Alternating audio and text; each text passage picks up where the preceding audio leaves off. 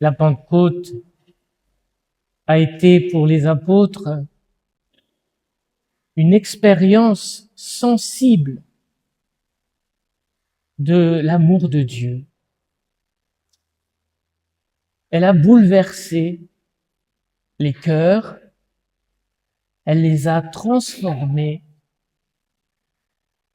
au point qu'ils n'avaient plus peur des persécutions et qu'ils étaient envahis d'un amour et d'une paix formidablement contagieuse. Cette expérience a permis à l'Église de grandir et de s'établir au fil des siècles sur la surface de la terre entière. Il s'est passé à la Pentecôte l'expérience inverse de la tour de Babel. On a appris au catéchisme. À Babel, tous parlent la même langue et à un moment donné, plus personne ne se comprend. C'est la confusion des langues. À la Pentecôte, c'est le contraire. Tous parlent des langues différentes et pourtant tous se comprennent.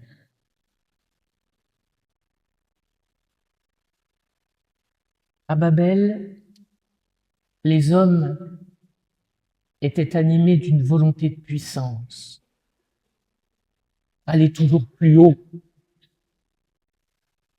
toujours plus loin. Ils recherchaient leur propre gloire. En défiant Dieu.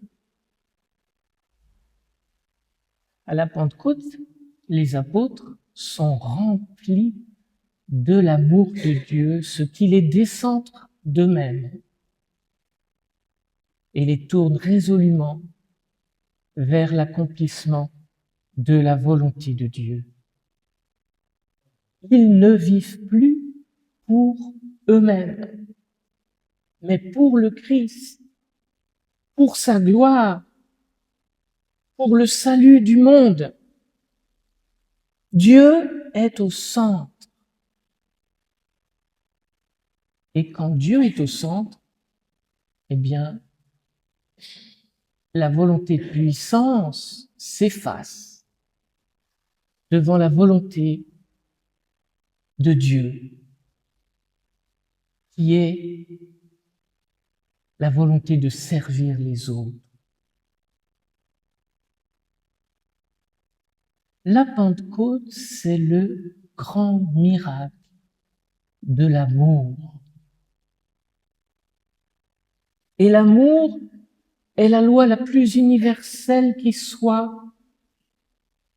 L'amour est un langage que tout le monde comprend et qui unit les hommes entre eux.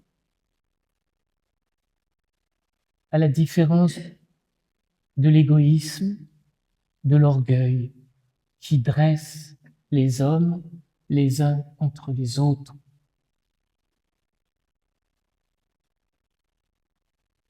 À l'heure où Dieu est chassé de nos sociétés à l'échelle planétaire, grâce au phénomène de la mondialisation, on dirait que Babel se reproduit. Alors nous qui en savons déjà l'issue, qui est l'impasse, le chaos, nous avons le devoir de réagir, non pas en nous agitant, non pas en nous mettant à juger les autres, non pas en nous révoltant, mais en priant, en implorant le Saint-Esprit avec la Vierge Marie, pour que le chaos soit évité et que notre Dieu de miséricorde nous donne ce que lui seul peut nous donner, à savoir cette unité du genre humain, grâce à l'amour répandu en nos cœurs et à ces fruits contagieux de justice et de paix.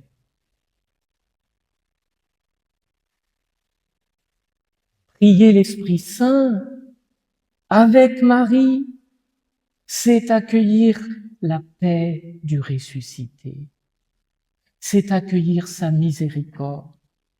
La paix soit avec vous. Et avoir le cœur en paix nous fait devenir missionnaires. Un cœur en paix est un cœur missionnaire.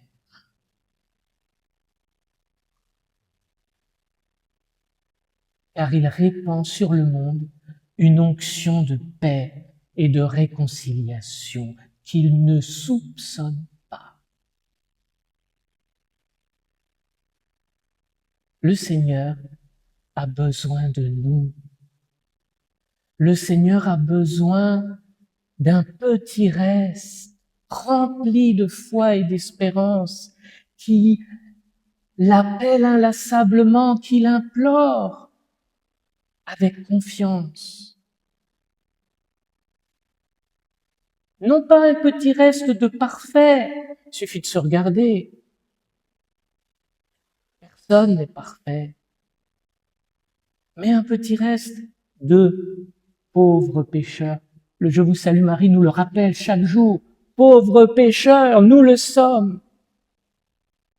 Mais des pauvres pécheurs attachés au Christ, conscients de leur néant, de leur misère et confiants en la miséricorde infinie de Dieu et en ses promesses de paix que la Vierge Marie ne cesse de nous rappeler dans ses multiples apparitions. Nous avons à faire un choix. Ou bien nous contribuons à faire venir la nouvelle Pentecôte en misant sur Dieu, sur sa parole, sur la prière, sur ce que nous recommande notre mère, l'Église, et notre mère, la Vierge Marie. Ou bien nous contribuons à construire Babel en nous défiant de Dieu, en nous défiant de son Église, de son pape, préférant écouter l'esprit du monde. On le reconnaît, un critère. L'esprit du monde est un esprit agitateur. Faisons le choix de l'humilité. Et le feu du Saint-Esprit embrasera nos cœurs pour que nous soyons consumés d'amour. Cet amour contagieux qui seul peut changer la face de la terre et faire venir la justice et la paix qui viendront de toute manière, mais à nous d'en hâter l'avènement. Amen.